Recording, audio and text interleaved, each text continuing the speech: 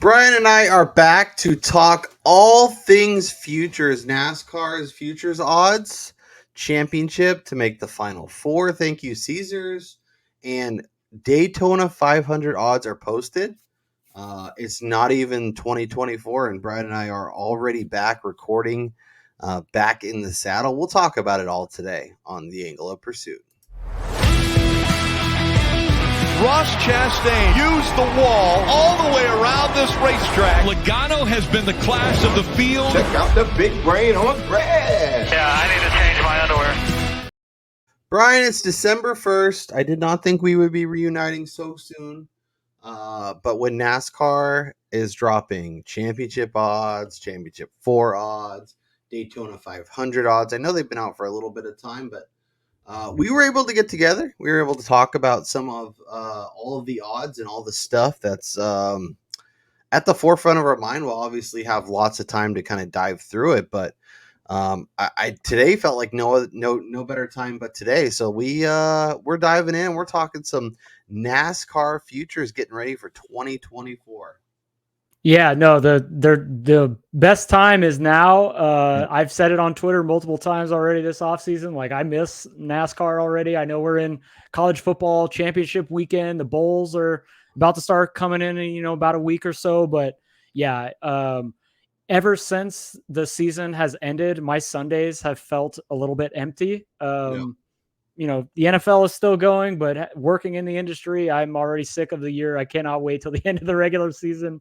That's gross to say, but that's the truth.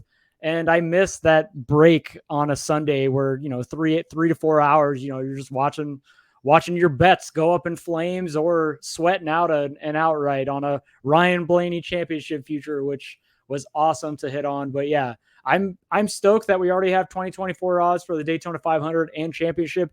And we do have the prop already to make the championship for, which I think there is some interesting little numbers that we can dive in there. So let me throw this on the screen so people can see what we're looking at. We're using DraftKings for the futures. We'll go for the Cup Championship. We'll go over to Caesars to make the Cup Championship. And then we'll go back to DraftKings for some Daytona. Always shop it. Find the best of the number. But let's run through it. William Byron and Kyle Larson are co-favorites to take down the 2024 championship. The defending champion, Ryan Blaney, is plus 650. Denny is plus 750. Chris Bell, 850. And then Chase Elliott and Martin Truex round out the inside 10-1 group.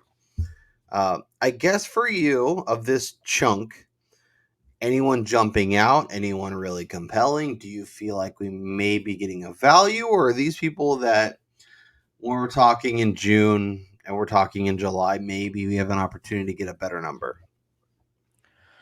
I mean, I don't hate Elliott at 9-1. That's the one that jumped out to me. Yeah, voted most popular driver again, which is complete BS considering he was only there for less than half the season. But whatever. Regardless of filling up a Hooters even when he's not racing. So yeah. Regardless of the phony NASCAR award show.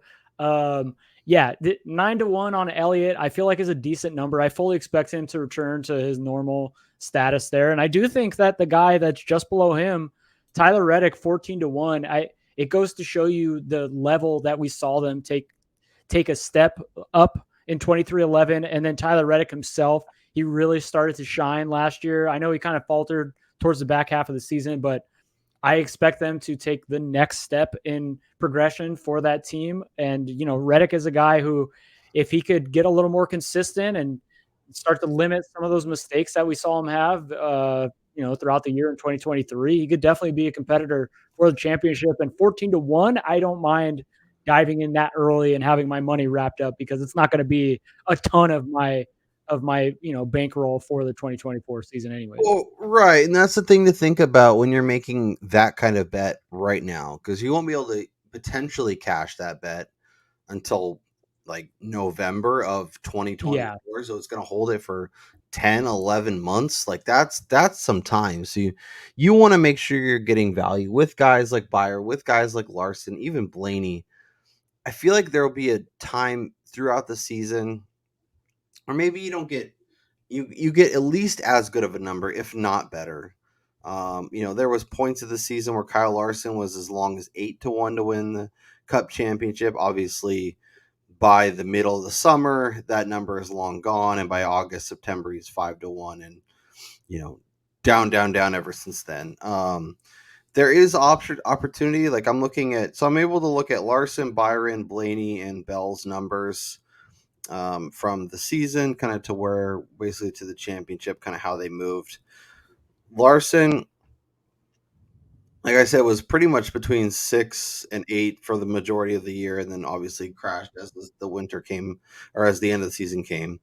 Byron obviously opened as like kind of a more of that Tyler Reddick range as we get to it, and obviously started dominating, and that number was quickly gone and all of a sudden away. But Christopher Bell, we got some chances to get some good numbers. The best number on him was up to 17-1.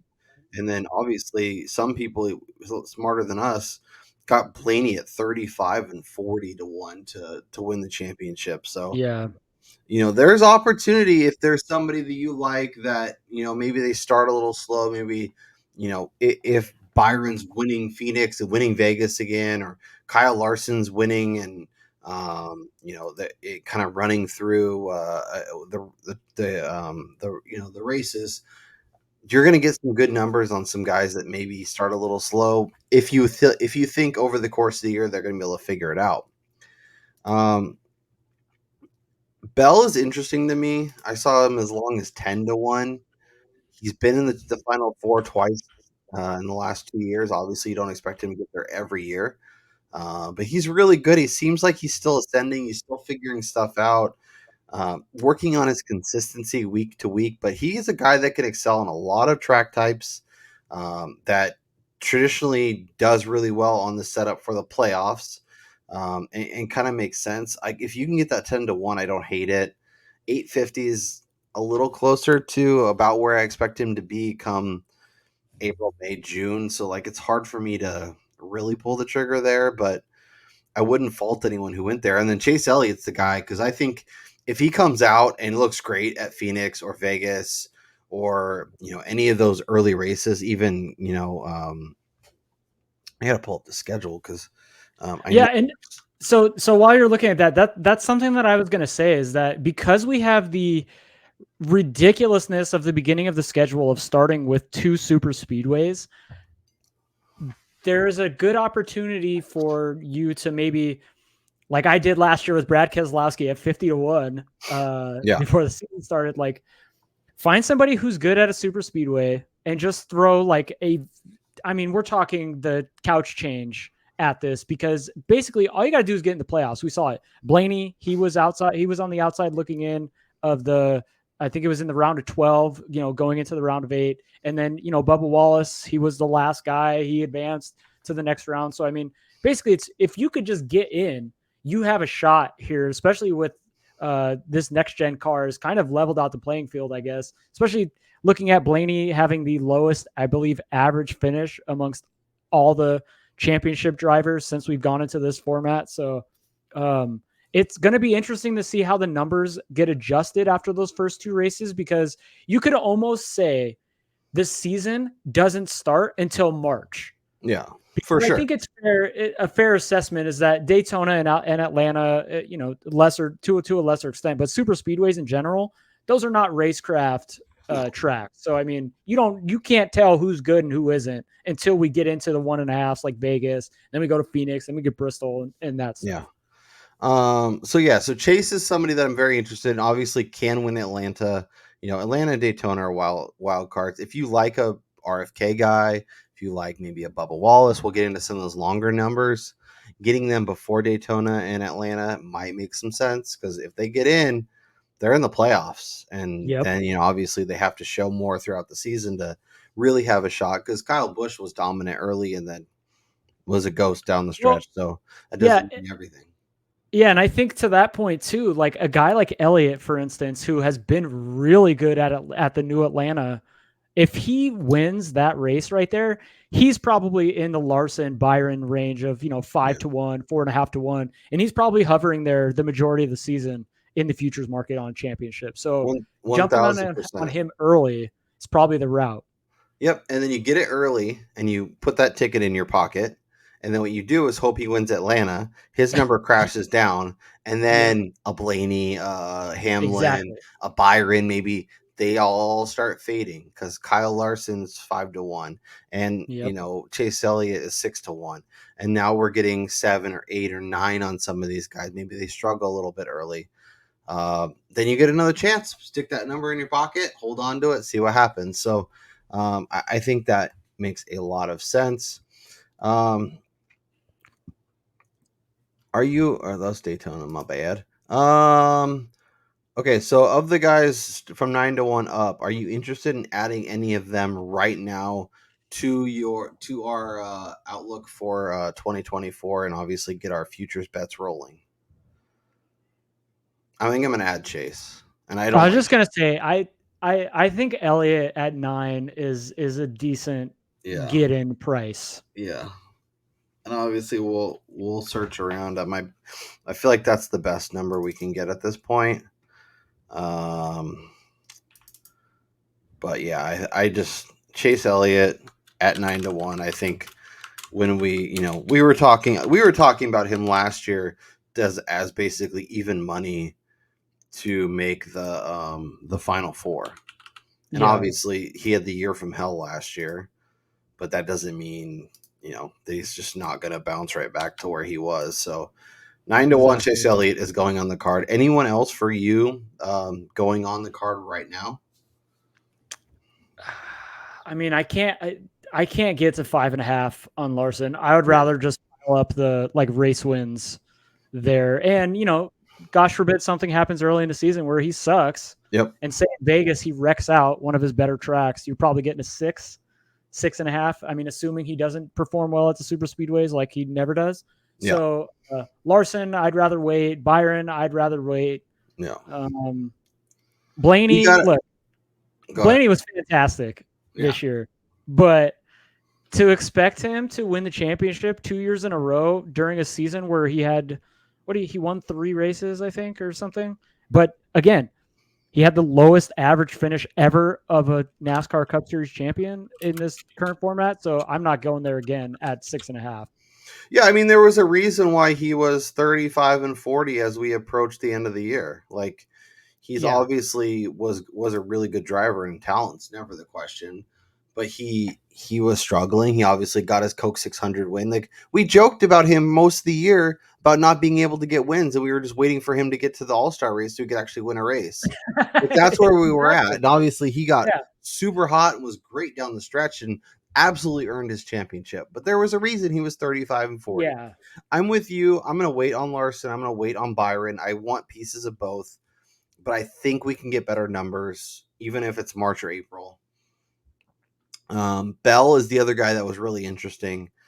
I feel like if Chase drives better, maybe Denny, maybe some other guy gets real hot early, that we get a better number on him. But he's another guy that was having lots of issues. Let's talk about the next range, because I think that's where the fun starts. So Tyler Reddick, 23-11, obviously made tremendous strides in 2023. Heading into 2024, very excited about them as a race team. See what they can do with Denny and Jordan and all those guys. But Tyler, 14. Kyle Busch, 14. Second year with RCR. See if he can find some of that early form and keep it going through the whole year. Logano at 14. Our boy, the Melon Man, Ross Chastain at 16-1. Some people forget won the championship race, even though he didn't win the championship. Seemed to get the monkey off his back. That was his end of the year and kind of what caused some of his issues. The RFK boys are both 18-1. So if you want some of that, not bad numbers given what we expect their performance at both Talladega or at Daytona and Atlanta to be. They're both really good. They're both near the front majority of the race. And I'll cut it off there, and then we'll dive into kind of the 30s and beyond. So Do you have, between Reddick, Bush, Logano, Chastain, Busher, and Keselowski, anyone jumping out as that number is really appealing, and I'm potentially going to add them to the card? Well, I mean, look, it's gonna sound disgusting, and I'm going against every ounce of like Do everything in it. my heart here. Do But it. Ford has a new body style. Joey Logano is coming off quite possibly his worst season he's had in quite some time. We're starting the season. I mean, again, this is going completely ignoring the two super speedway tracks, which, by the way, Penske, Logano, Blaney, those guys are incredible there too. But we're starting the season with Las Vegas and Phoenix, where Logano has historically ran really well at, albeit, this last year he qualified well and then sucked in Vegas, blah, blah, blah. We saw all that stuff. But in Phoenix, Logano is great. We saw Blaney win the championship there. He was the second best car to Ross Chastain. I expect Ford to level up the playing field between these guys. Logano 14-1. What if he starts the year and he wins two of the first four races? Yeah. Like, this is a Kyle Larson type number. And I think that you could get a buyback number on him too. Even if he struggles, you could just come back. And I think 14-1 is really not that hard to swallow on somebody who has championship pedigree, didn't perform like we expected the previous year, and we can expect a regression to the mean, which is him making the playoffs and making a deep run. Yep, and if Brian's in on Joey Logano, who he famously is not a fan of, that tells you all you need to know. I think he made some phenomenal points. I think that number could be squished early. And yeah, 2 wins in his first 4 or 5 races, that totally makes sense. So I'm in on that. I think 14 for Logano is perfectly fair. I like Chastain at 16. He's somebody that I could see maybe being a little more gettable in the season. Maybe we can get a 20 on him. So being patient is fine there. But yeah, I think Logano is really compelling, and I really like your argument there. Let's go into the longer shots. This is where if you can get in on one of these guys early, you might have something. And there's a few names here that I'm pretty excited about. So Ty Gibbs, 30-1. He might be somebody that I'm looking as more of like to make the Final Four as opposed to actually win the championship. And I'm also interested in his wins prop as well. And obviously once the wins prop and some of the over-under team wins and all that stuff happens, Brian and I will be back to do this again because those are really fun to talk about. Gibbs is somebody that just in general in 2024 I'm going to be pretty excited about. I think is going to be really, really fun to bet, especially early. I think we're going to get some good numbers on him. And he was impressive. He even seemed like he was kind of fading down the stretch, and then he got hot and started winning and started being really competitive in races and top fives. And showed he can thrive on a few different track types. Obviously, he's going to have to continue to improve to show he can win at a variety of courses to make sure that he's getting there at the end of the year. But 30-1, I don't hate it. I'd probably be a little more patient, but maybe he goes and wins Atlanta or something stupid, and all of a sudden Ty Gibbs is somebody that we're kind of excited about, for a championship win. Yeah, the thing about Gibbs' number at 30-1, I want to see him win in the Cup Series first before I go out here and I peg him to win the championship. He's looked great. The problem has been just completing races on Sunday where, he's ran into a myriad of problems, whether it be him on track or, something happening on pit road. So I like his prospects for the 2024 season. I'm really excited to see what his win props look like, because I do think that this is the year where he breaks through possibly. But again, I got to see what the prices are, because we know if the kid did one thing right this last year, it was he unloaded with some damn speed, and I don't expect that to change. And, on come race days, I think you're going to have to jump on his numbers early, because it's going to be more of the same in 2024. Yeah, I'm curious. I hope he gets some good matchups for like season win totals and that kind of stuff. I think there's gonna be opportunity, but I don't think this is quite it. Are we both putting Bubba at 35? See, I don't know if I can get there though. Like he's been fantastic, but He's somebody that stepped up, that started showing he can be more competitive at road courses. Like he's obviously yeah. wasn't contending for wins, but he was top 5, top 10 type candidate. He was obviously really good at mile and a halves. He's a super speedway, really good driver there. You know, a Talladega, a Daytona, maybe even Atlanta. Like there's ways for him to do real well early. I do feel like market sentiment, just kind of in general, on him is never really as high as as we are on him. So I guess there is a possibility that drifts, especially if somebody else comes out and wins a couple races.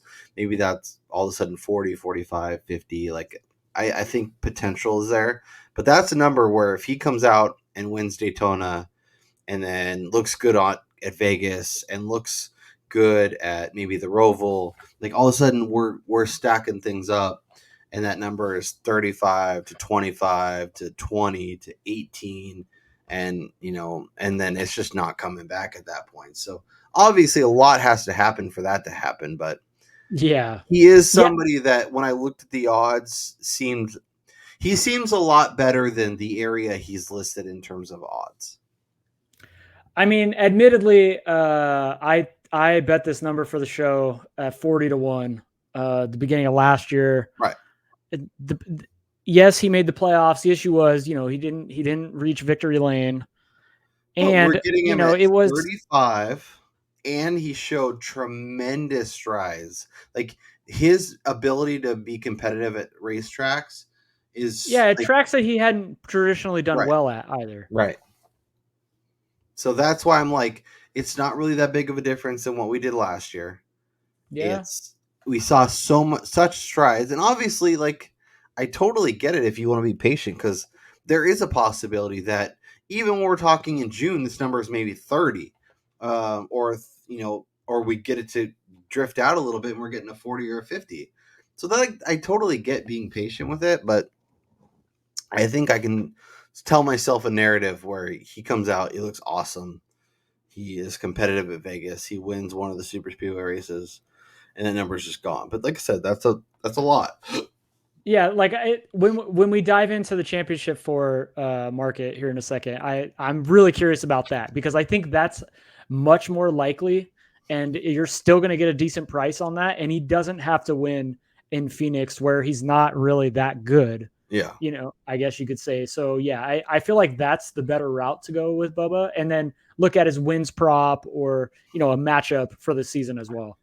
All right, I'm going to read off some names and numbers. If I get to somebody that you're actually interested in, even if you're not going to add them to the card, just want to talk more, please stop me. Alex Bowman, 45-1. Josh Berry, 55-1. Mi amigo Daniel Suarez at 70. Our boy Chase Briscoe, 90. I don't hate it. I don't hate it. Bounce back from SHR. They had a bad year last year. They did not have a bad year. They had the year from hell. Yeah. I mean, Harvick was fine, but yeah, their cars were just like turtles at some races. Like they just weren't moving. Were bad. 90-1 is kind of fun. Put $10 on it, put it in your pocket, and think about it later. John Hunter Nemechek, Eric Jones, Austin Dillon. Now we're talking 200 with Ryan Preece, with Austin Cindric, Ricky Stenhouse. Like, I don't know that we can bet any of these guys, right? Yeah, for a championship, there's no way. None of those guys are even going to be close to competing there. I don't even think like Ross Chastain we got like 2 years ago at like 50 or 60. Yeah, I think it was 60. Yeah. And like that, I just don't know that there's anybody that's ready to ascend that could legitimately, like, is there someone in here that if we flip over the cards and it's, I don't know, like August or September, we're getting ready for the playoffs, that like they're at least in contention and potentially a playoff driver this year? Like, do you think, like, obviously, I think the legacy team transitioning over to Toyota now officially, they can get rid of the bad blood they had with Chevrolet come, the middle of last season when that announcement got made. You saw distinct like disadvantage they were put at immediately when probably just the communication between the garage and the manufacturers started to dwindle because they knew they were dipping. I mean, towards the end of the season, those guys were talking with the Toyota people. They weren't even dealing with Chevrolet. So there's definitely something going there. But I think full off season with the Toyota camp, Legacy has some, they started to show something a little bit later. I think a guy like Eric Jones could potentially make the playoffs. I'm not saying he's going to win the championship, but definitely think he could compete for a playoff spot. Yeah, he is somebody I'm pulling up his kind of run because down the stretch, he actually started to look much better and was like actually sort of competitive in some races and like was interesting. Like he had a nice little run from Daytona, he was 18th, Darlington, he top 10, Kansas, he was third.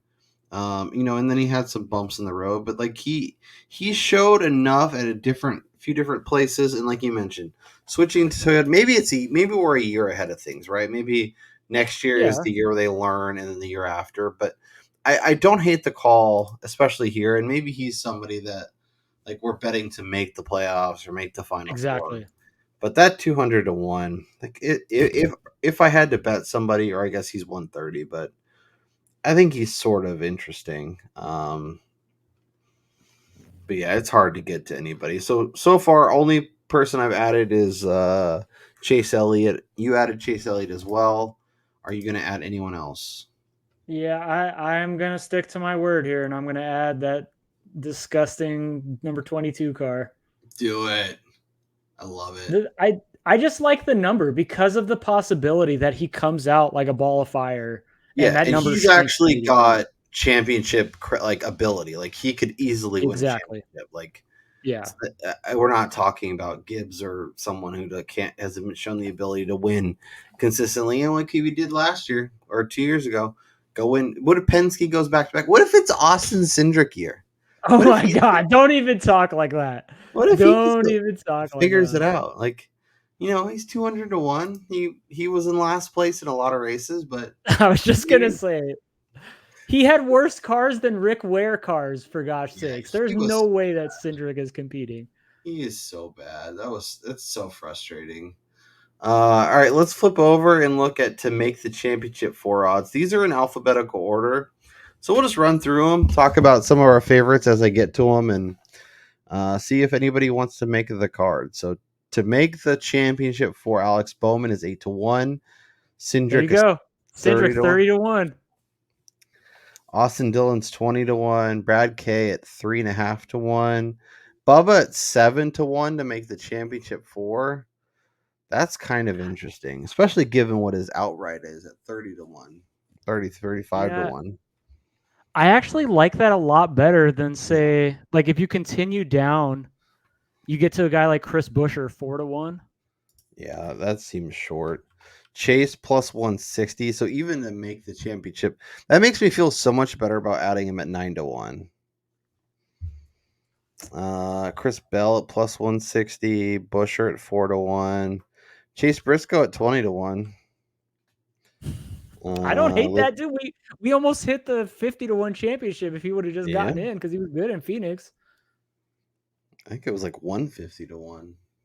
Yeah, it was crazy. Whatever the number was, I remember it was Denny's sort of interesting. Obviously had a good year, but just couldn't do quite enough.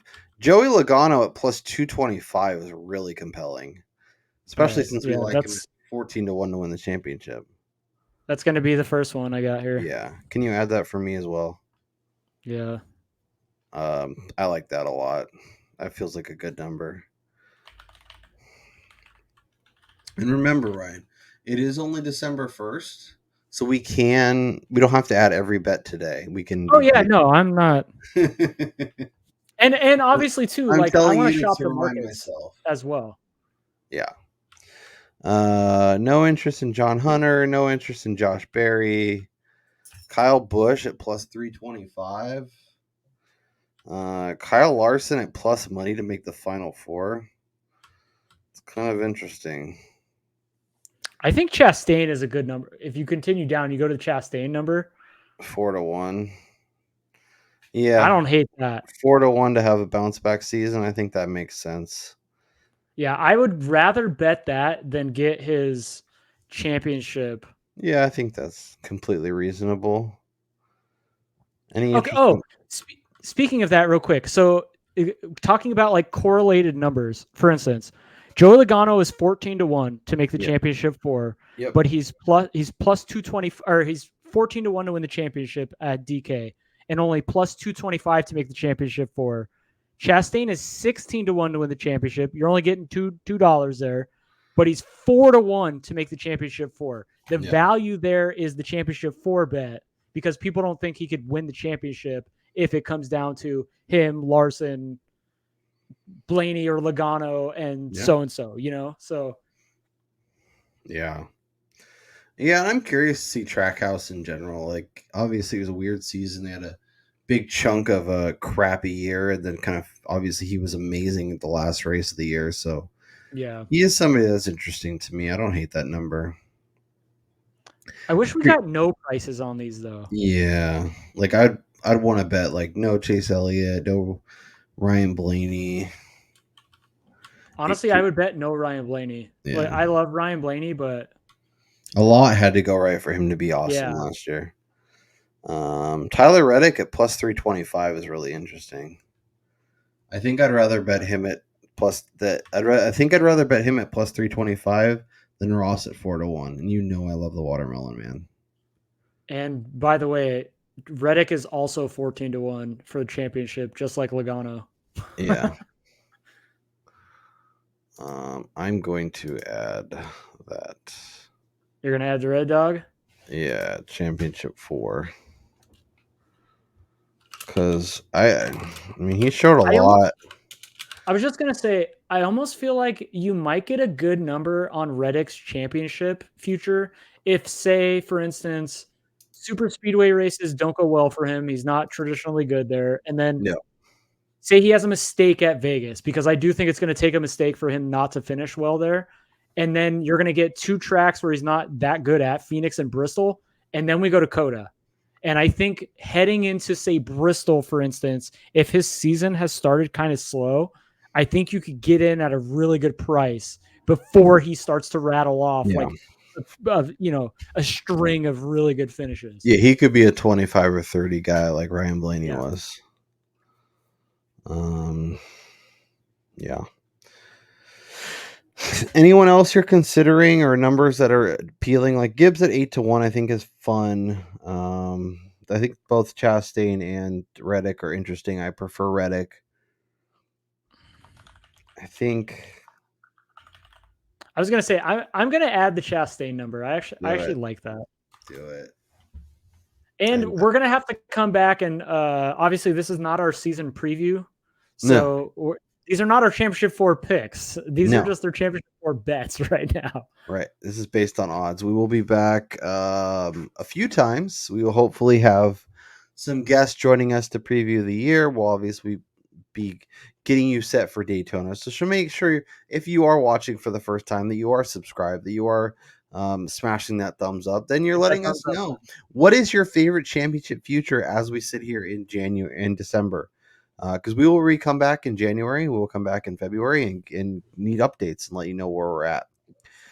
Before we get out of here, Brian, let's talk some Daytona because the odds are up. I think of these like I think of maybe like the Masters futures where a lot of them are probably going to be better like the week of the race, but there is a potential to get in on some guys that maybe we're a little higher on than consensus. And maybe come race week we're holding a 50 instead of a 35, or we're holding a 25 instead of a 15. So like we'll run through it. Obviously super speedways are crapshoots and the numbers are interesting, but Blaney 9-1, Buescher 11-1, Chase Elliott. This is also a great way, by the way. If you look at the top of the odds board and then you go look at futures and the numbers don't make sense, this could be a place to jump in. Buescher, Elliott, Keselowski, Byron, Hamlin, Logano, Kyle Busch, Kyle Larson. Any of these like compelling to you? making you think, anything specific? Like, where's your head at? I mean, none of these, I'm not running to the board to Yeah. bet any of these numbers, especially like you said, like heading into Daytona week, you're probably going to get the same, maybe $1 shorter on these. The one thing I will say is I think there's a chance that depending on what these cars look like in the clash, that the public comes in and bets the numbers a specific way. Yeah. So, like, say the Fords come out and say Logano, for instance, does really well in the Clash again, and his number probably gets hammered heading into Daytona because he's really good at super speedways, blah blah blah. So you're missing out on 14-1. That said, like even a 10-1 bet at Daytona, you don't have that good of a chance to cash that regardless. So I'm not in a hurry to bet any of these numbers. Yeah, I mean, Ryan Preece looked good at the Clash, and his number crashed and had no chance of winning the race. So Exactly. you don't want to get too excited based on one little race, but there is possibly some potential though, because we get to Ross Chastain. You could go back to the well with Stenhouse, who's 20-1. We can go do the Bubba thing at 20-1. Bubba at 20, I feel like so far that I've seen is the best value amongst the top guys for sure. Yeah, he's definitely a super speedway guy who got better, and I think this is a place where he could be really good. Truex at 25, I don't hate. I know he had a really frustrating end of the season. Him and James Small were bickering and bitching at each other down the stretch, but that is interesting. He's somebody that we saw make strides on super speedways in the new car last season. I don't hate 25. He feels like somebody that's probably 18 to 20 come race day, so that's a decent value there. Gibbs, Barry, Briscoe 28. I know, like, we're becoming a weirdly Chase Briscoe fanboy podcast, but he is somebody that, not necessarily Daytona, but was good at super speedways, good at Talladega. Well, just Fords in general. Remember, they last year they absolutely crushed in qualifying at those tracks. So I will say, just looking ahead to the 2024 season, we are definitely going to have to exercise a practice in restraint at super speedways. So, I think in general, just like being patient and not firing 100 bets at the board just because it's a race day.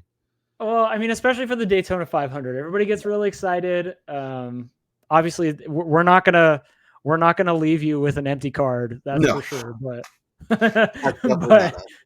yeah, but I'm definitely not throwing blindfolded darts at the Eric Jones 35-1 is pretty interesting. I like that again. Going back to what I said about them jumping into Toyota, because the Toyota garage is so small still. I don't feel like they're going to be the back marker of the garage. Like ideally, yeah, they'll probably have less resources than the Joe Gibbs and the 2311 team, but still, you're only looking at a total of 8 cars in that manufacturer right now. So that to me holds an advantage, and it actually adds to the potential of them at the super speedways, adding those 2 drivers. And then I think also we're getting a couple of other like bonus entrants as well. So, and I think Legacy is trying to put more money into the team, trying to be better. So this could be a way to get in a little bit earlier. McDriver at 40-1. Don't hate that. Talked about the Fords. Yeah, definitely don't hate He's been somebody that's been pretty good here. I think he makes some sense. I could see him being somebody that gets steamed closer to race day. I'm excited about JHN this year. Yeah. Admittedly, staying with the Yotes and jumping into the second legacy car. Mm-hmm. Yeah, him and Eric Jones could be a fun team. I don't trust Carson Hocevar. That dude is still thinking about that race.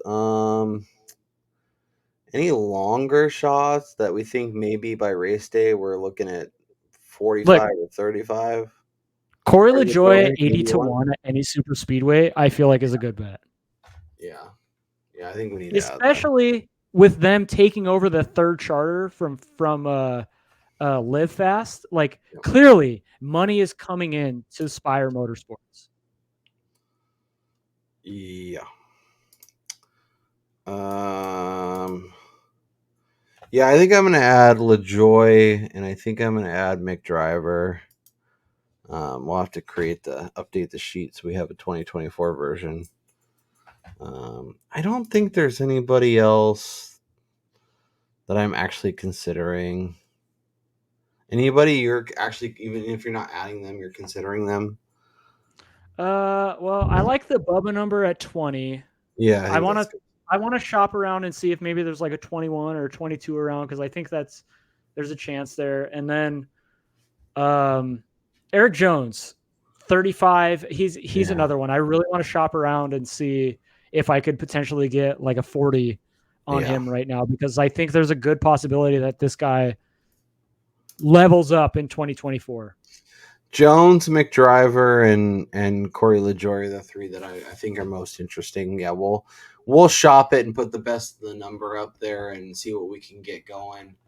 And go from Jesus. Washington's just so dumb. If you follow me on Twitter, by the way, as we close out this show, you saw the firestorm debate that I started a couple of days ago when I asked the question, why is Oregon so highly touted right now? Just make sure And that this game ends the way you think it's going oh, before you. no. Look, I'm not going to say anything because the game's not over. That said, I don't know how people automatically assume that Oregon was just going to trounce a team that they already lost to once this year.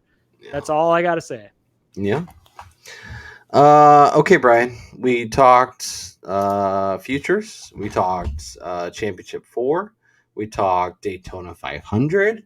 And it's only January. It's only December 1st. Like, it's super early. As we sit here, do you have a favorite bet, a most interesting bet, something that's you're really compelled to find some access to for 2024? Yeah, I think it's got to be again extremely disgusting. It's got to be the Joey Logano futures here, whether it be the championship future at 14-1 or even just to make the championship 4 at Yeah. 2.25. We're talking about a guy that came off one of the most impressive seasons we have seen 2 years ago when he won the championship. He's a tremendous driver. He's one of the best at manufacturing good races, which is something you have to do when you're battling through, the trials and tribulations of an entire 36 race season. And when you're getting this good of a number just based on last season's struggles, where it's almost as if they intentionally started to punt a lot of the stuff in the 22 camp to help the 12 in the playoffs because they knew that he was the better car. And it yeah, surely worked. For me, it's got to be the Joey Logano futures. Yeah, I think Logano to make the Final Four, to win the championship. I think those are good numbers and worth. It's hard to hold your money for that long, but it is a really good number. Really, really interesting. Brian, it felt good to get back up here. Get the wheels rolling. Get some NASCAR talk in our lives. Yeah. As I mentioned, we will be back probably next month post holidays, but we'll see if we get odds dropped and calendars lined up. Kyle's going to have some extra duties here in a little bit. So yeah, lots and lots of duties to take care of. So, but if the calendars sync up and the information is out there and we have lots of thoughts, we will sync up and try and do this as often as possible. So make sure you stay subscribed so you know when the content comes out. That's Brian Twining. Make sure you're following him for all his anti-Oregon takes on Twitter. I am Notorious KRO. Make sure you follow me there. Felt good to get back out, talk everything NASCAR, and we'll talk to you next time.